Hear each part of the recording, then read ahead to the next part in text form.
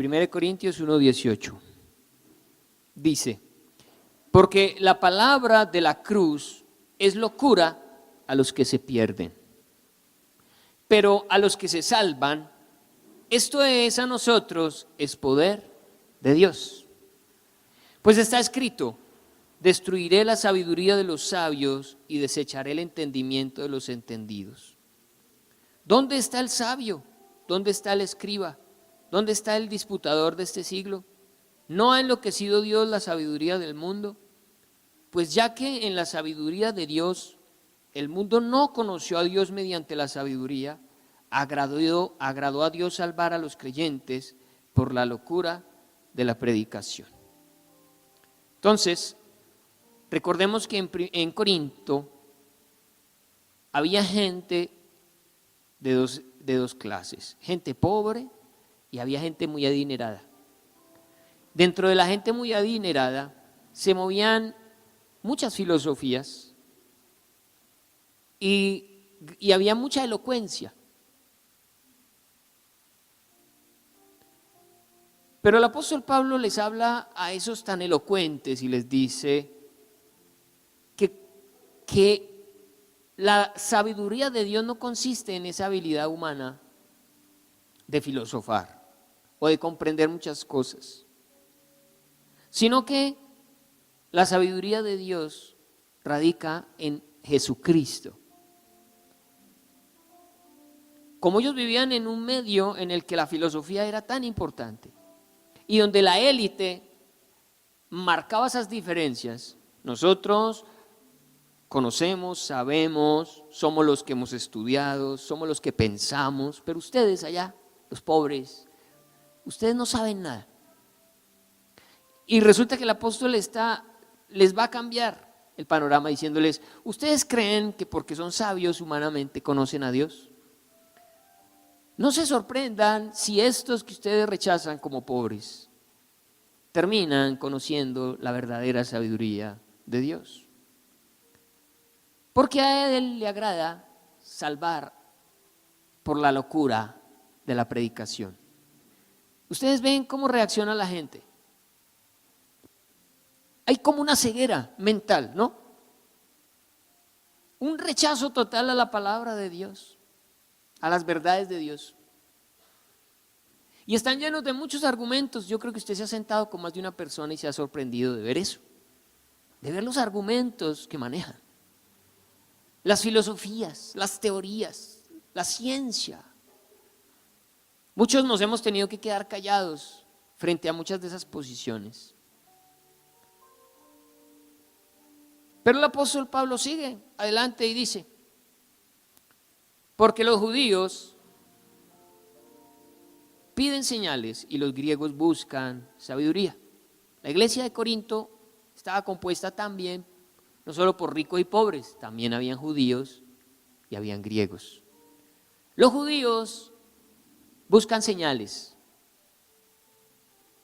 y los griegos buscan ese conocimiento extraordinario, esa sabiduría superior.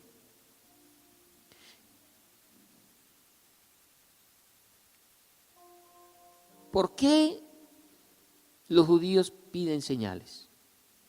Porque a ellos se les había dicho que el Mesías, cuando fuera a llegar, tendría el poder para destruir a todos los enemigos. Ellos creían que cuando el Mesías llegara para este tiempo, destruiría el imperio romano, porque ellos estaban esclavizados por el imperio romano, estaban bajo la autoridad del imperio romano. Y ellos decían: si el Mesías llega, lo primero que va a hacer es liberarnos del imperio romano. El Mesías debe ser un hombre poderoso, rico, y debe habitar en un castillo y debe estar rodeado de ejércitos. Pero les llegó un Mesías que nace en un pesebre, les llegó un Mesías sin ejército, y les llegó un Mesías que no los liberó de ningún imperio romano. Y peor aún, un hombre que murió en una cruz. Para ellos era una ofensa que dijeran que el Mesías había muerto en una cruz, porque yo esperaba una señal de un hombre poderoso, mientras que el que moría en una cruz era la escoria de la humanidad, era lo peor, era la burla y la vergüenza. Ellos no podían permitir que dijeran que su tan esperado Mesías, tan glorioso Mesías, fuera a morir y en una cruz. Eso no les cabía a ellos en la cabeza. Por eso ellos no creían en Jesús. Querían señales, pero las señales que demostraban que el Mesías era ese que ellos creían, pero no ese que murió en esa cruz. Y los griegos esperaban que les explicaran todos los misterios de la ciencia, cómo fue creado el mundo, cómo es que funciona la química, la física. Ellos querían a alguien que los sorprendiera con el conocimiento, pero encontraron a un Jesús que predicaba el arrepentimiento y el perdón de los pecados. Por eso dice, versículo 23, o desde el 22 una vez más, porque los judíos piden señales y los griegos buscan sabiduría, pero nosotros predicamos a Cristo crucificado. Para los judíos, ciertamente tropezadero. ¿Y entendemos por qué para los judíos es tropezadero? No puede ser que el Mesías sea el que murió en una cruz. No. Por eso callaban a esos hombres. Cállate, mentiroso. Ese Jesús no era el Mesías. ¿Cómo vas a decir que el Mesías iba a morir en una cruz? No, ese no es el Mesías que nosotros esperamos. Esperamos es a un rey. Entonces la cruz era el tropiezo para ellos. Hasta ahí llegan. Pero nosotros predicamos a Cristo crucificado, para los judíos ciertamente tropezadero, pero para los gentiles locura. Y lo que decía este señor: Dios, ¿cuál cielo? ¿Cuál infierno? ¿Ha escuchado la gente? El infierno es aquí. El infierno se vive en esta tierra. Y tienen todas sus filosofías. Yo no necesito a Dios, yo me necesito a mí mismo, yo confío en mí, yo soy capaz. Ese es el pensamiento que hoy en día podemos decir describe a los gentiles. El evangelio es locura. ¿Cuántos de ustedes les ha dado temor hablarle a alguien porque les da pena que le digan loco? Que lo miren y le digan: ¿usted cree en esas bobadas? Yo lo creía a usted más inteligente.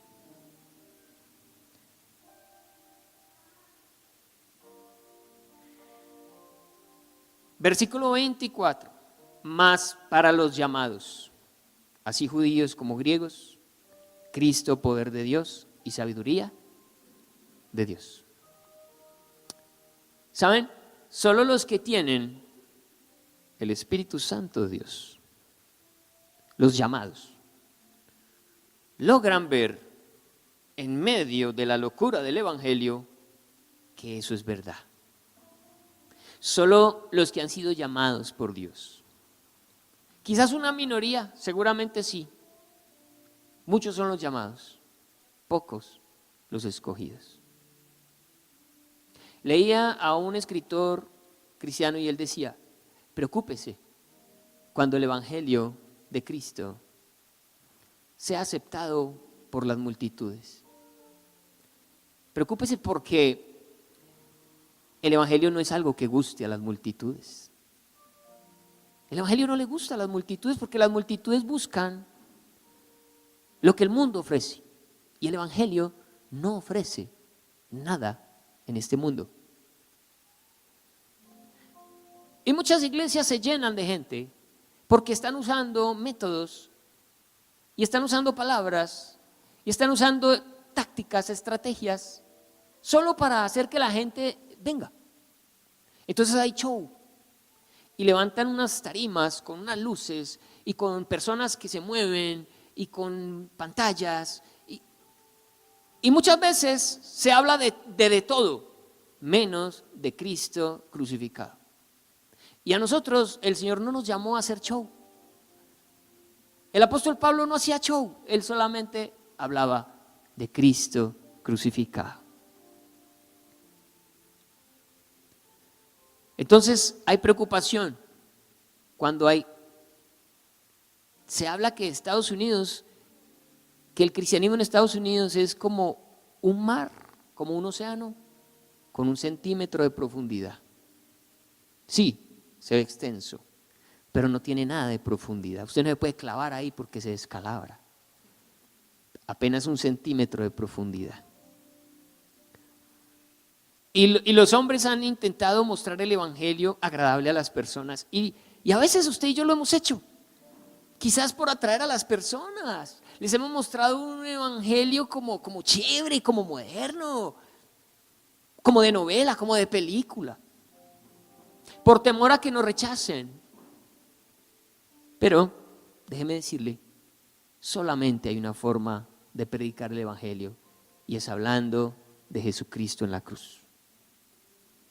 Yo recuerdo que me congregaba en Bogotá en la iglesia Casa sobre la Roca, y en esa iglesia en ese tiempo se congregaban muchas personas de la televisión. Y yo me acuerdo hablándole a la gente, yo tenía 17 años, diciéndole a la gente, es que en mi iglesia va fulanito de tal, y va el político, y yo chicaneaba con esa iglesia. Pero ¿saben? Nadie de los que invité fue. La gente no está interesada en eso. Realmente nosotros no podemos vender una iglesia por ese tipo de cosas, porque vaya fulanito, perencejo, porque allá se congregó Falcao. Y a veces eso es de lo que nosotros hablamos. Hablamos es de las proezas que hace la iglesia y de la gente famosa de la iglesia. Y puede que la gente por pura curiosidad vaya a la iglesia, pero no van atraídos por Cristo. Y usted solo tiene que hablar de Cristo. ¿De qué más va a hablar? No se preocupe por tener filosofías. No se preocupe por conocer misterios. Preocúpese por hablar de la necesidad más importante que tiene el ser humano, y es de la de perdón, y es la de vida eterna, es la de salvación. Sí, muchos van a rechazar. ¿Quiénes rechazan a Cristo? Por lo general, aquellos que no tienen problemas en esta tierra y que todo les va bien. Seguramente ellos no tienen tiempo para Jesús. Pero déjeme decirle que habrá alguien que está agonizando por Cristo, que está sediento por la palabra de Dios. Hay que ir por ellos, hay que encontrarlos, iglesia. Hay que buscar a esos que realmente quieren a Cristo. No una iglesia, no un show. No que les hablemos bonito y que los enredemos con nuestra sabiduría y nuestro conocimiento. No, es gente que tiene esa lucecita del Espíritu Santo, que van a captar el mensaje. Sí, muchos lo van a rechazar, pero habrá alguien, habrá un llamado que va a creer a esa locura. Y usted no va a necesitar hablarle de cosas raras, extrañas, solo de Cristo. Y sepa que ese al que usted le habló simple y llanamente de la cruz de Cristo y creyó, en ese se habrá cumplido la misión. Suficiente con ese. Es por el que Cristo murió. Mas para los llamados, así judíos como griegos, Cristo, poder de Dios y sabiduría de Dios. Para usted y para mí, esto no es locura. Así para muchos, para la gran mayoría, este mundo no conoce a Cristo, iglesia. Este mundo rechazó a Cristo. Para ellos es locura lo que enseña la Biblia. No la han ni visto, no la han ni olido. No saben ni qué libros tiene, no saben nada. Y ni les interesa. Pero habrá alguien que cuando usted llegue con este precioso libro, lo va a abrazar y va a decir, hábleme más, yo quiero más. Allí se habrá cumplido esta palabra. El Señor le reveló a los pequeños, a los que menos uno pensaba, les reveló sus palabras más profundas. Versículo 25, porque lo insensato de Dios es más sabio que los hombres, y lo débil de Dios es más fuerte que los hombres. Acompáñenme a Job 38. No pierda 1 Corintios. Job 38. Miren, aunque el Evangelio sea tan simple y tan sencillo como es el arrepentirse, el aceptar a Cristo, no por eso debemos creer que tenemos un Dios tonto o incapaz. Usted representa al ser más sabio y más poderoso sobre la tierra. Solo que el mensaje es sencillo, es simple. Pero ese Dios fue el que creó los cielos y la tierra. Entonces, se para el Señor delante de Job y le dice, Job 38, entonces respondió Jehová a Job desde un torbellino y dijo, ¿quién es ese que oscurece el consejo con palabras sin sabiduría? Porque saben, los hombres intentan oscurecer el consejo de Dios con palabras vanas, pero sin sabiduría. Y el Señor le pregunta a Job, ¿quién es ese? ¿Quién es ese que viene delante de mí con su sabiduría? Y es que no sabe, o más bien, bueno, si es tan sabio, Job, de pronto tú, si eres tan sabio, entonces respóndeme. Donde Dios cogiera a este hombre que ustedes vieron ahí, como tan sobradito, y le empezara a preguntar, ¿quién es ese que oscurece el consejo con palabras sin sabiduría? Ahora ciñe como varón tus lomos. Yo te preguntaré y tú me contestarás, dice el Señor. Ah, ¿te las sabe todas? Eres muy sabio, tienes muchos argumentos, eres muy inteligente. Ah, bueno, ven, hablemos, dice el Señor. Porque lo más sabio, porque lo más tonto o loco de Dios es mucho más sabio que la sabiduría de los hombres. ¿Dónde estabas tú cuando yo fundaba la tierra? Házmelo saber si tienes inteligencia. ¿Quién ordenó sus medidas, si lo sabes? ¿O quién extendió sobre ella cordel? ¿Sobre qué están fundadas sus bases? ¿O quién puso su piedra angular cuando alababan todas las estrellas del alba y se regocijaban todos los hijos de Dios? ¿Quién encerró con puertas el mar cuando se derramaba saliéndose de su seno? Oye, me llamó la atención eso. Parece ser que hubo un tiempo en el que el mar se derramaba. Pero mi amada suegra y Eliber nacieron 8 días después de eso, no lo alcanzaron a ver. Para poderles preguntar. ¿Quién encerró sus puertas? ¿Quién encerró con puertas el mar cuando se derramaba saliéndose de su seno? Cuando puse yo nubes por vestidura suya y por su faja oscuridad, y establecí sobre él mi decreto, le puse puertas y cerrojo, y dije, hasta aquí llegarás y no pasarás adelante, y ahí parará el orgullo de tus olas. ¿Has mandado tú a la mañana en tus días? ¿Has mostrado al alba su lugar? O sea, ¿qué hombre le dice al día, amanezca? Y en la noche dice, voy a ir a dormir, acuéstese, al sol. Y ese es el Dios con el que el hombre contiende, ¿no?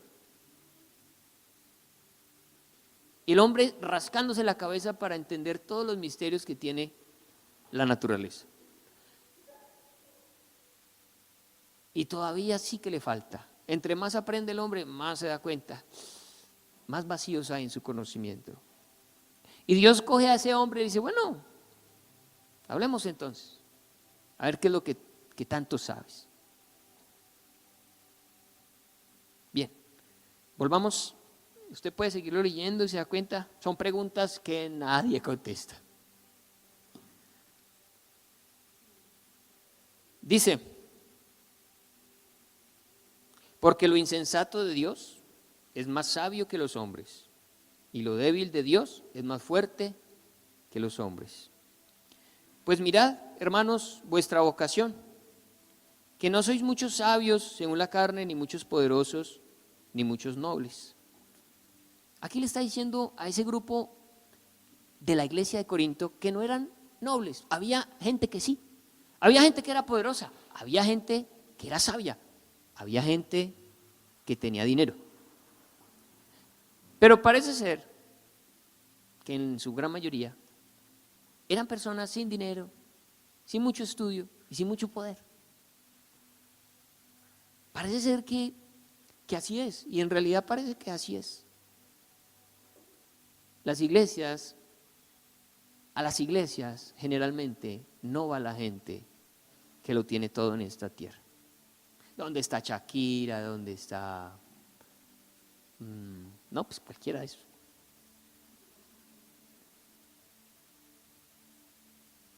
¿Cuántos han soñado con que se convierta Shakira, por un ejemplo? No, a la iglesia va, ¿sabe quién va a la iglesia? Doña Gertrudis, don Eusebio. Y sabe, el Señor dice, y lo hago de aposta. Con esto no quiero decir que a las iglesias cristianas no pueda ir un científico, un médico, un ingeniero, un empresario, ¿no? Los hay, pero no es el común, no es el común. Y pasaba lo mismo aquí. Pues mirad, hermanos, vuestra vocación, que no sois muchos sabios, según la carne, ni muchos poderosos, ni muchos nobles. ¿Saben? 3 cosas que busca la gente en el mundo: sabiduría, poder y dinero. Eso busca la gente. Y la gente que lo tiene, la gente que tiene sabiduría humana, poder y dinero, rechazan a Dios. ¿Saben? Qué tenaz. Porque cuando Eva estaba viendo el fruto del cual se le dijo no comas, ¿sabe qué vio ella en ese fruto? Vio esto. Vio algo agradable, delicioso y algo con lo cual podía alcanzar sabiduría. ¿Y cómo es de tremendo? ¿Cómo la sabiduría? ¿Cómo esa figura de sabiduría hace que la gente caiga, sea engañada? Ella comió, ella pensó que iba a ser más sabia que Dios, ella pensó que se las iba a saber todas, porque eso fue lo que Satanás le dijo: serás como Dios, conociendo todas las cosas. Sabiduría, entendimiento.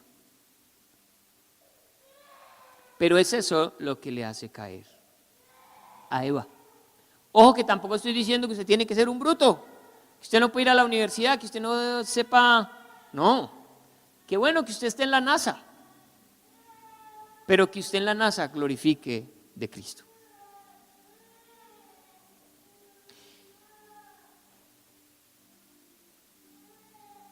Sino que lo necio del mundo escogió Dios.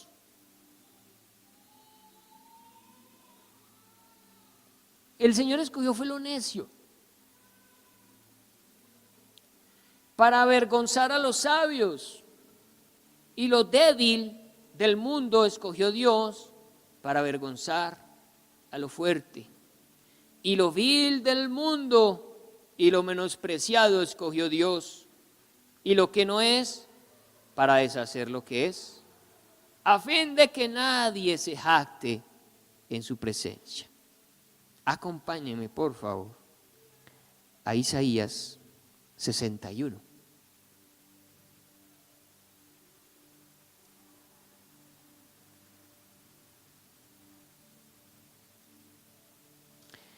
Isaías 61.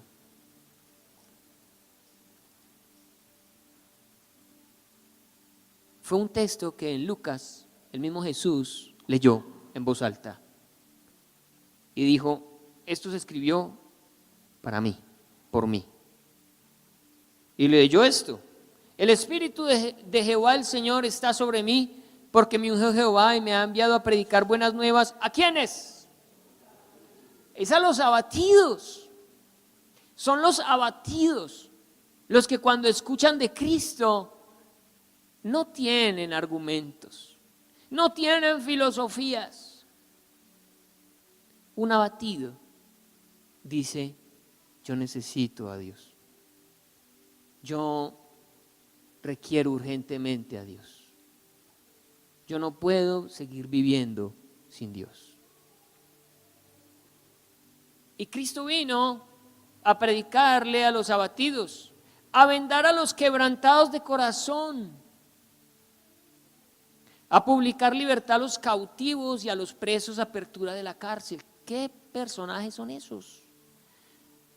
¿Qué estrato social? ¿Qué buena vida se estarán dando estos? Por los cuales vino Cristo, a proclamar el año de la buena voluntad de Jehová y el día de venganza del Dios nuestro, a consolar a todos los enlutados, a ordenar a los afligidos de Sión, se les dé gloria en lugar de ceniza, óleo de gozo en lugar de luto, manto de alegría en lugar de espíritu angustiado, y serán llamados árboles de justicia, plantío de Jehová, pero para gloria suya. Es para que nadie se gloríe.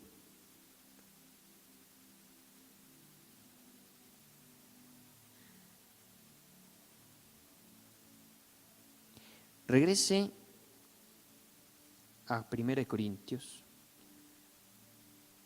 O bueno, váyase más bien para Juan.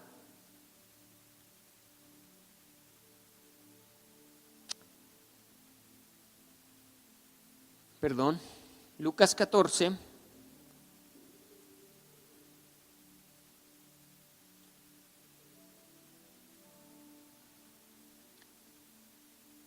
Versículo 15. Oyendo esto, uno de los que estaban sentados con él a la mesa le dijo: bienaventurado el que coma pan en el reino de Dios. Entonces Jesús le dijo: un hombre hizo una gran cena y convidó a muchos, y a la hora de la cena envió a su siervo a decir a los convidados: venid, que ya todo está preparado. Y todos a una comenzaron a excusarse. El primero dijo: he comprado una hacienda y necesito ir a verla, te ruego que me excuses. Otro dijo: he comprado 5 yuntas de bueyes y voy a probarlos, te ruego que me excuses. Y otro dijo: acabo de casarme y por tanto no puedo ir. Vuelto el siervo hizo saber estas cosas a su señor. Entonces, enojado, el padre de familia dijo a su siervo: ve pronto por las plazas y las calles de la ciudad y trae acá a los pobres, los mancos, los cojos y los ciegos. Y dijo el siervo: Señor, se ha hecho como mandaste y aún hay lugar. Dijo el Señor al siervo: ve por los caminos y por los vallados y fuérzalos a entrar para que se llene mi casa, porque os digo que ninguno de aquellos hombres que fue convidado gustará mi cena. ¿De quiénes se llenó la casa? De los cojos, los mancos, los pobres, los desvalidos, los entristecidos, los angustiados. Y esa es la gente que está afuera, esperando el mensaje. Sí, usted se va a encontrar con hombres como estos que dicen: yo confío en mí, yo solo necesito creer en mí, confiar en mí, que yo lo puedo hacer. Y cuando lo logran, porque lo logran. ¿Para quién es la gloria? Para ellos. Ellos se llevan toda la gloria. Yo hice, yo compré, yo levanté, yo edifiqué, yo construí. Pero uno de estos dice: la gloria es para ti, Señor, tú lo hiciste. Señor, mi matrimonio se salvó, la gloria es para ti. Señor, la economía de mi hogar ahora está firme, la gloria es tuya. Señor, conseguí empleo. Señor, me está funcionando el negocio, la gloria es tuya. Esa es la clase de gente a la que el evangelio le llega y no lo ven como locura, porque sencillamente están necesitados, agonizan por el evangelio de Dios.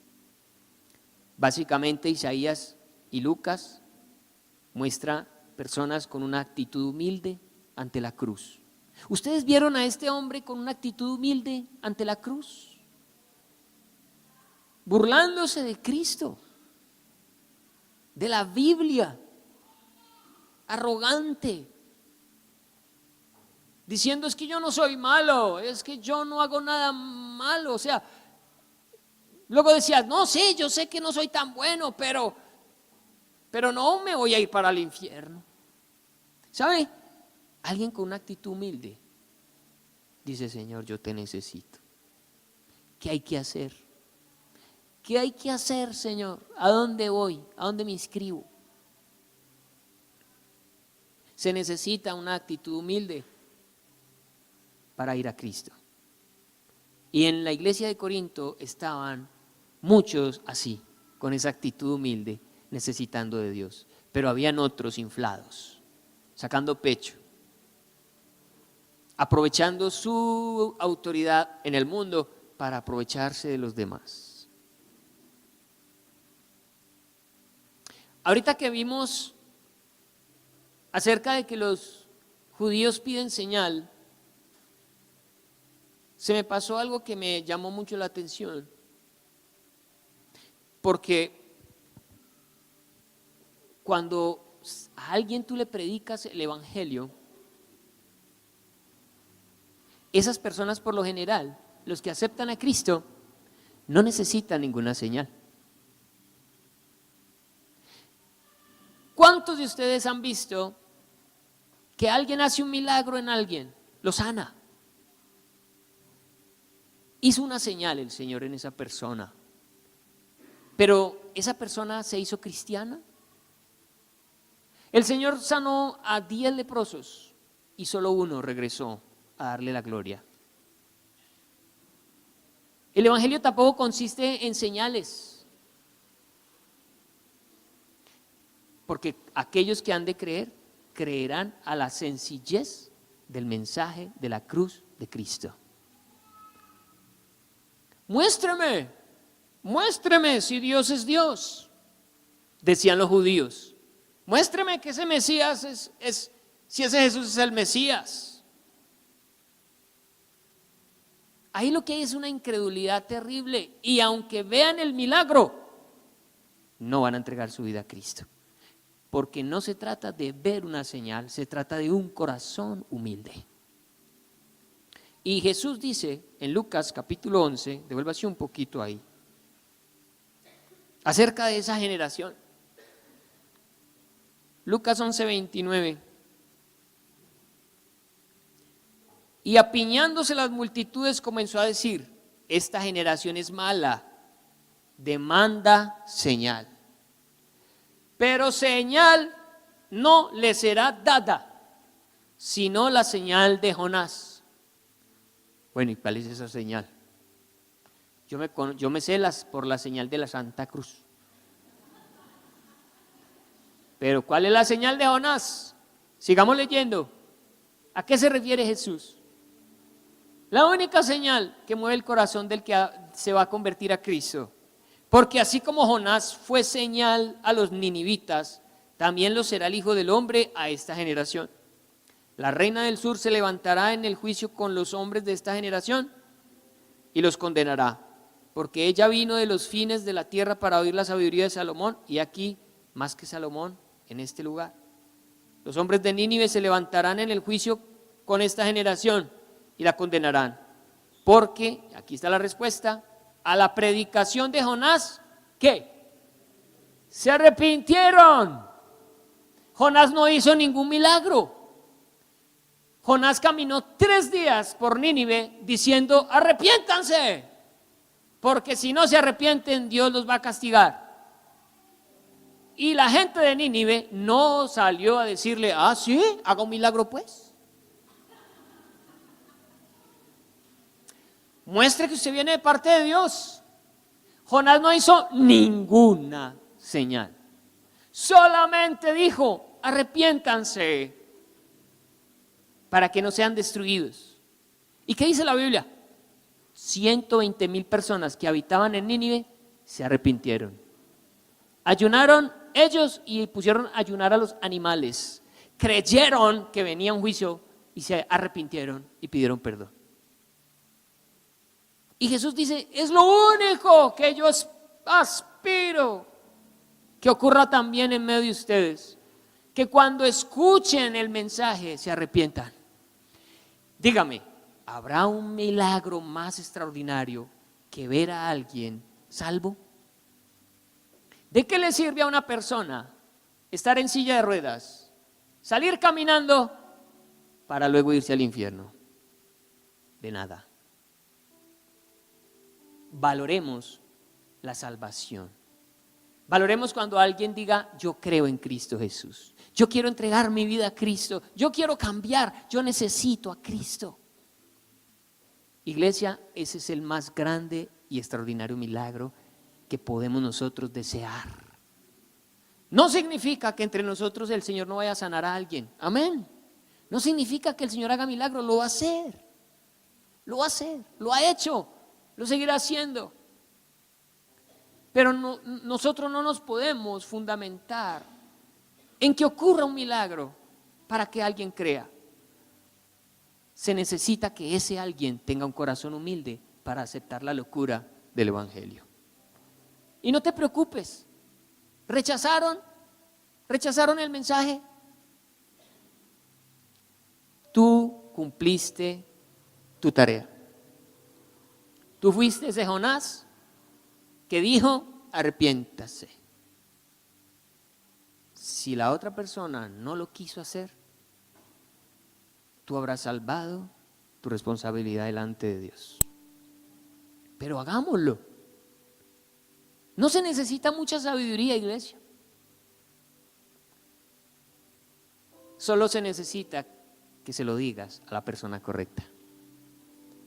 Y esa persona, los que han sido llamados, comprenderán en un solo instante que Cristo es la salida, que Cristo es el camino. No te vas a tener que esforzar mucho para convencerlos.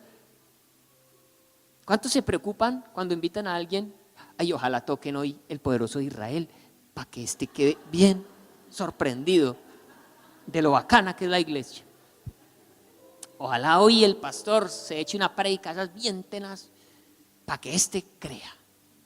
Y usted lo trae y ese día fue todo lo contrario. La alabanza salió al revés, los de las danzas no se la supieron, la predicación salió maluca. Y usted: ay, ¿por qué lo traje hoy? Yo lo tengo que traer es el día que hagan milagros, el día que se sienta el poder de Dios. Esa es muchas veces nuestra mentalidad. Mire, si alguien ha de creer en Cristo, va a creer por la simpleza y la sencillez del mensaje de Cristo. Porque necesita a Jesús, porque sabe que es pecador. Usted no se preocupe. El que convence es el Espíritu Santo, no usted. Es el Espíritu Santo de Dios el que hace la obra en las personas, no nosotros. Porque si recae sobre nosotros, ahí es cuando hacemos el show. Ahí es cuando nos inventamos las cosas más extravagantes para impactar a la gente. Y el Espíritu Santo dice: usted lo puede hacer mejor que yo. Bueno, hágale, fresco. Yo me siento aquí a ver el show, a ver cómo le sale. Y al final hasta aplaude el Espíritu. Qué bonito, bonito, bonito. Pero la gente se va como llegó. Solo pasaron un rato chévere. Hubiera podido venir a la iglesia o hubiera podido ir a Cinemark, le hubiera dado lo mismo. Se distrajo. Pero déjeme decirle que si el Espíritu Santo toca a esa persona, usted no necesita más.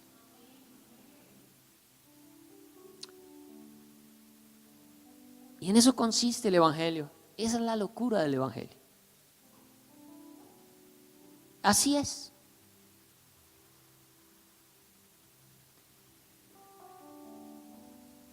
Juan 20:29, Jesús les dijo: porque me has visto, Tomás, ¿creíste? Bienaventurados los que no vieron y creyeron.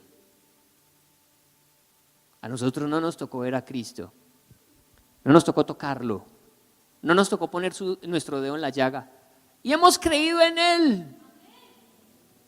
Somos bienaventurados. ¿Qué más señal? No se necesita más. Y Jesús lo dijo, bienaventurado tú. Perdón, tú no.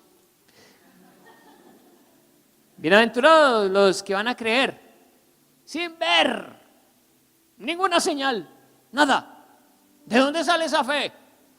De un llamado eterno, del toque del Espíritu Santo a tu corazón.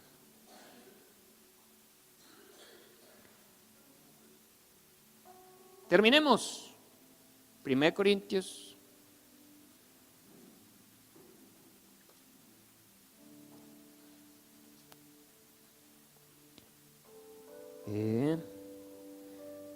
Está largo, esta Biblia está larga. Versículo 29.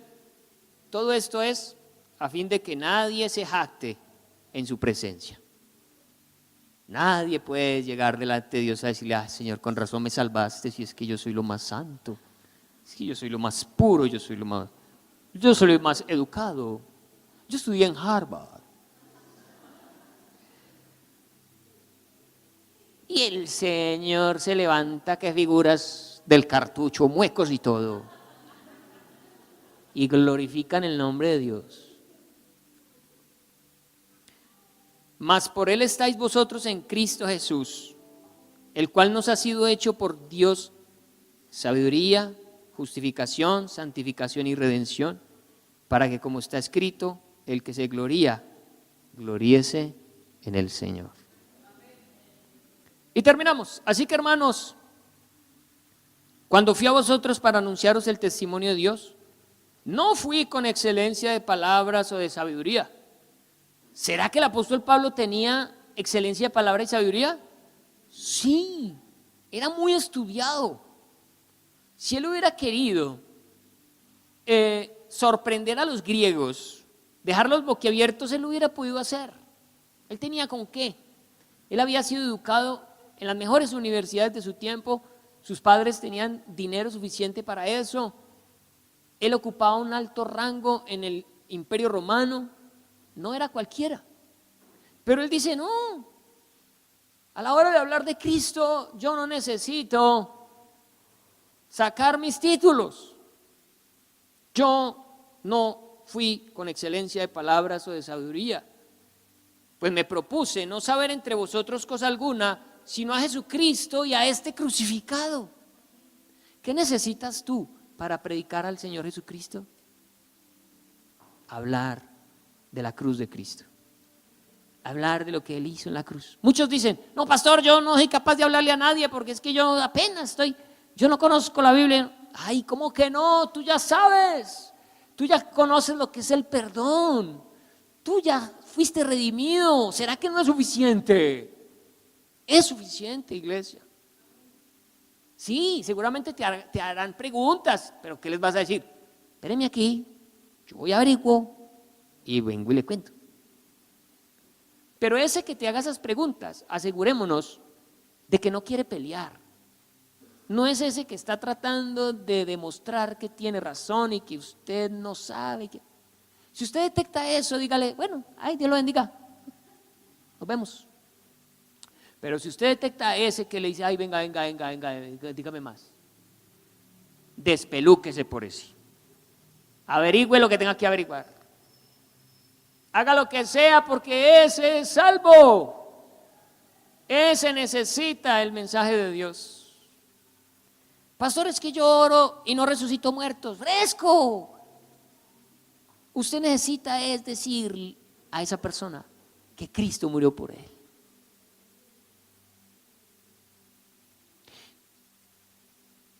Y estuvo entre vosotros con debilidad y mucho temor y temblor. Cuando el apóstol Pablo estuvo en Corinto, lo persiguieron los judíos de la sinagoga. Lo perseguían para cascarlo, para meterlo en la cárcel. Y como él estaba viendo que la gente estaba copiando, que tanto judíos como gentiles estaban creyendo en Cristo y se estaban bautizando, a él le dio cocha, porque los judíos se estaban levantando contra él. ¿A cuántos les da miedo predicar el evangelio? Y ya con esto termino. Acompáñenme, Hechos 18:9. Ahí atrásito.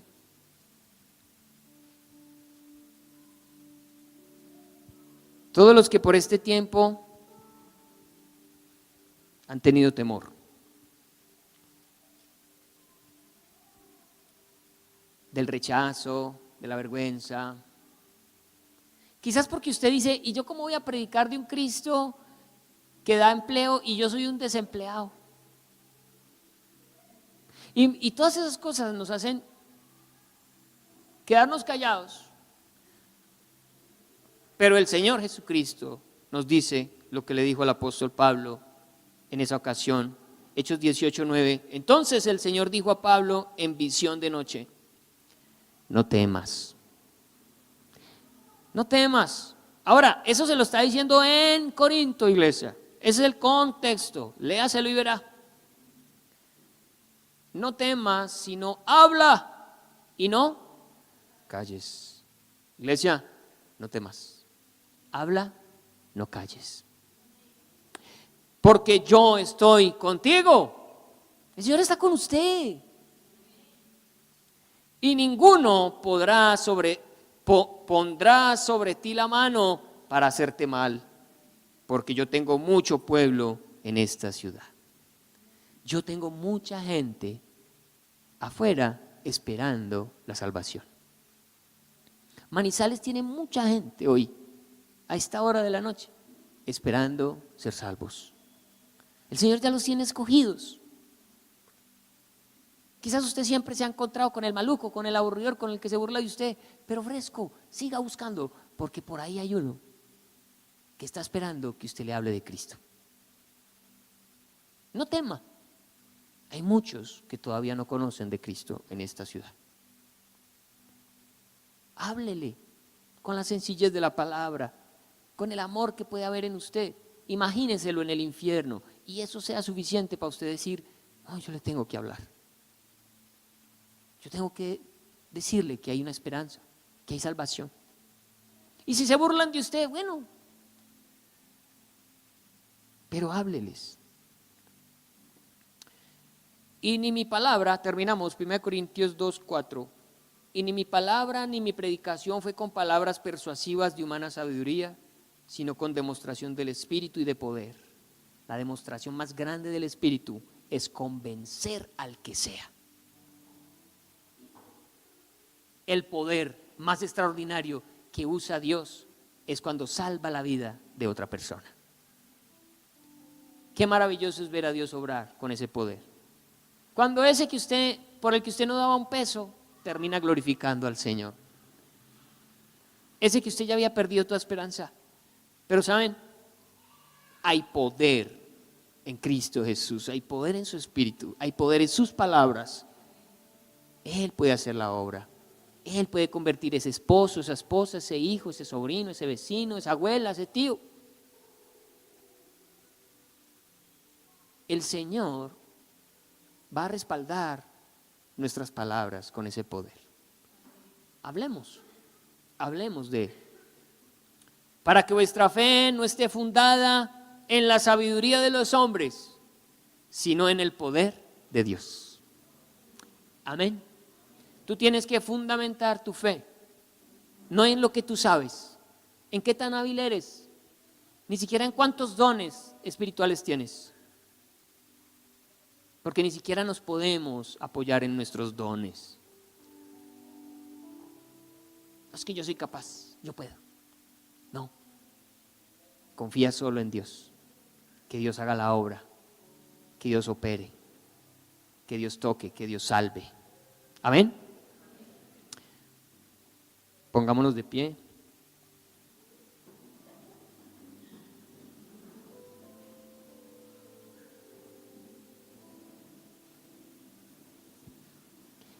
¿Cuántos esta noche le pueden decir al Señor, Señor, regálame esta semana encontrarme con uno de esos cojos, regálame esta semana encontrarme con uno de esos tuertos, con uno de esos empobrecidos, con uno de esos enlutados, Señor, qué bendición yo poderle hablar a alguien de ti, Señor, y que ese alguien crea en ti. ¿Usted le gustaría orar esta noche por eso? Que Dios lo use a usted para eso, como usó al apóstol Pablo. Que Dios nos use para hablarle a alguien de Cristo. Es una gran bendición. Padre, gracias por tu palabra, porque ella tiene poder, porque tu sangre en la cruz tiene el poder necesario y tu Espíritu Santo tiene el poder necesario para convencer de justicia, pecado y de juicio. Gracias porque la obra la haces tú con tu Espíritu. Gracias porque eres tú el que convence, Señor. Pero nos has pedido hablar. Esa es nuestra tarea. Y hoy queremos, Señor, salir a buscar a aquellos que quizás no te rechacen. Queremos ir por las calles a buscar a esos necesitados, a esos hambrientos, a esos desnudos, a esos entristecidos, a esos apocados, a esos que han pensado en el suicidio, a esos que ya no tienen esperanza de vivir. Señor, y que nos uses para hablarles de la cruz de Cristo y de la esperanza que hay en ti. Señor, que cuando pronunciemos tu precioso nombre que has hecho en la cruz por nosotros, haya poder en el nombre de Cristo Jesús para tocar ese corazón. Sea tu Espíritu Santo, Señor, tocando las fibras más íntimas de ese corazón. Perdónanos si hemos tratado de hacerlo en nuestras fuerzas y si hemos escogido las mejores palabras y los más extraordinarios argumentos, porque no hemos confiado en el poder que tú tienes para salvar. Hoy decidimos confiar en que eres tú el que sana, eres tú el que salva, eres tú el que libera, eres tú el que rompe cadenas. Y lo que has hecho ya en nuestras vidas, permítenos usarlo como testimonio del poder de Cristo para salvar a otros, Señor. Porque ya has hecho una obra en cada uno de nosotros. Ya tenemos un testimonio personal de tu poder. Y con eso es suficiente para poder llevar el mensaje a otros, Señor. Padre, quita de nosotros el desinterés. Señor, el ver caminar a la gente hacia el infierno y que no nos importe. Por favor, despierta en nosotros una pasión por los que se están perdiendo y que empecemos a orar por ellos. Muchos de nosotros tenemos listas. Estamos orando por personas inscritas en esas listas. Seguiremos orando por ellos y danos la oportunidad de hablarles también. Permite que nuestro testimonio sea lo primero que ellos vean, un testimonio real y verdadero de que somos tus hijos, y que cuando les hablemos de ti, Señor, esos corazones humildes te reciban en el nombre de Jesús. Hay mucho pueblo en esta ciudad que todavía no te conoce. Así como mucho te ha rechazado, también hay otros que están esperando el mensaje. Que seamos nosotros, úsanos en el nombre de Jesús. Amén.